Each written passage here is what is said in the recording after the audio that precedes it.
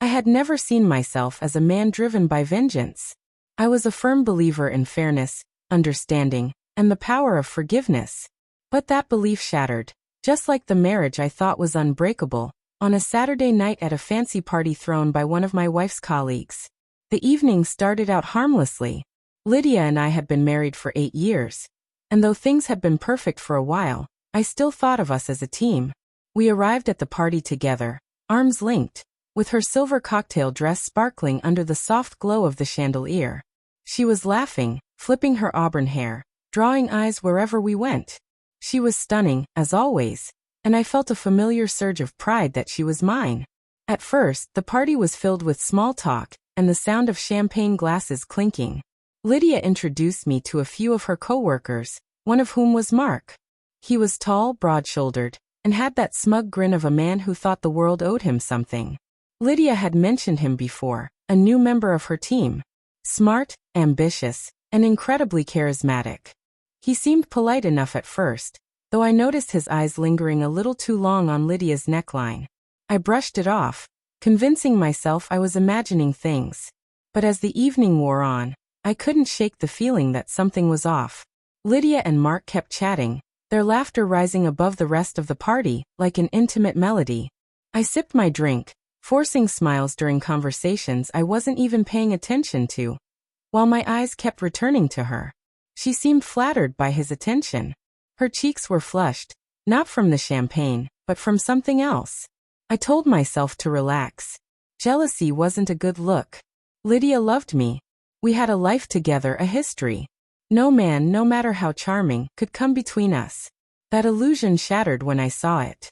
I was heading back to the bar with a fresh drink in hand when I saw them standing by the balcony. Lydia was slightly turned away from me, her laughter ringing through the air.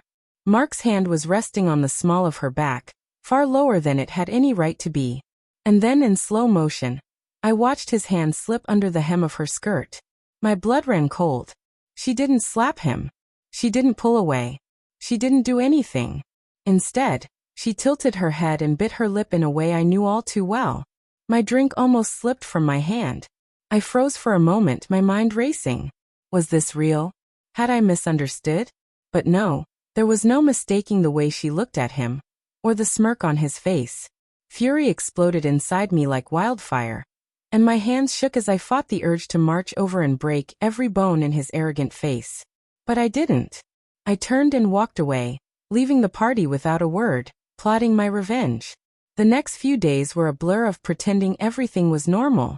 I had to keep my emotions in check, buy myself some time to think. Lydia acted as if nothing had happened, her behavior unchanged, which only made the pain more unbearable. I couldn't confront her yet. Confronting her would lead to lies, deflections, and excuses. I needed proof, leverage. Most importantly, I needed a plan. So I started digging.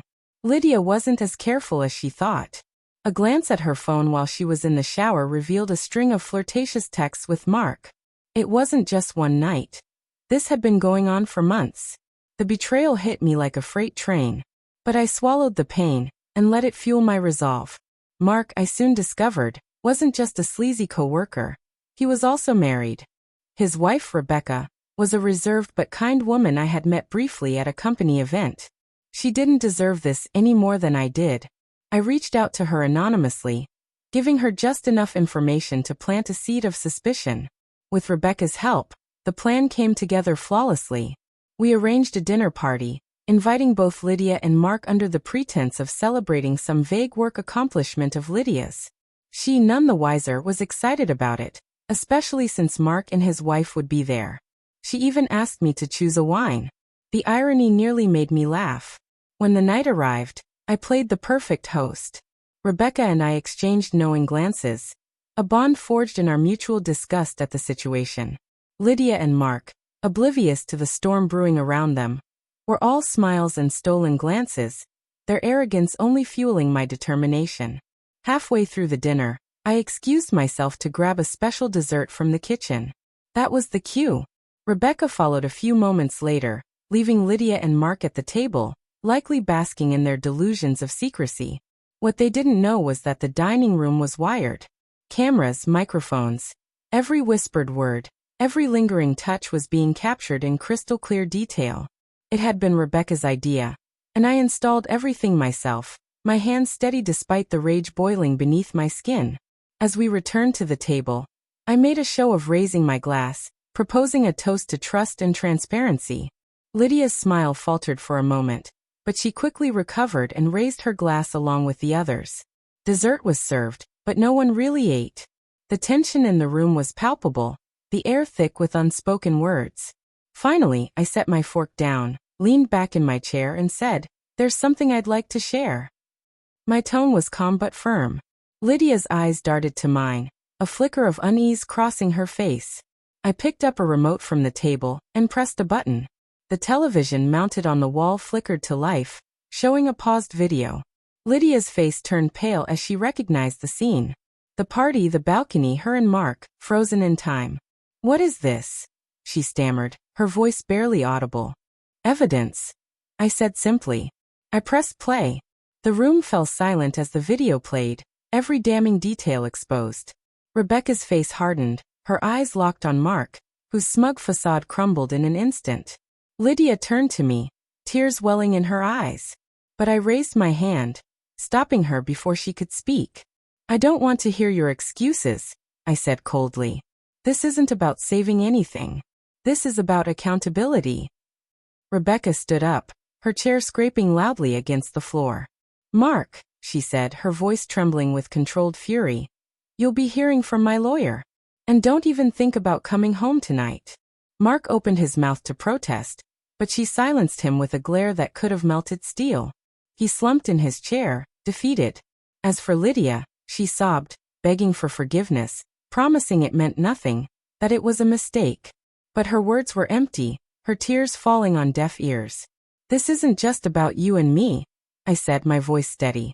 "It's about respect. For our marriage. For yourself. And you threw it all away. For what? A cheap thrill?" I stood, looking down at her one last time.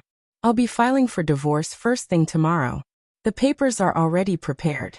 And don't think you're walking away with anything more than what you brought into this marriage. I've been careful. Very careful."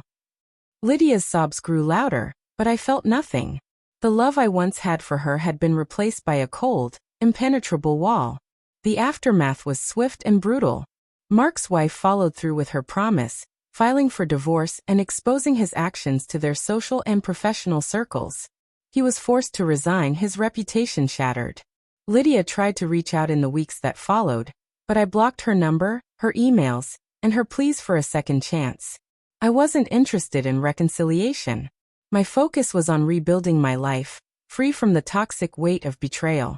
I moved to a new city, started a new job, and found peace in letting go. The experience had been painful, yes, but it had also been liberating. I was no longer shackled by doubt or misplaced loyalty. Revenge may not undo the past, but it can certainly level the playing field.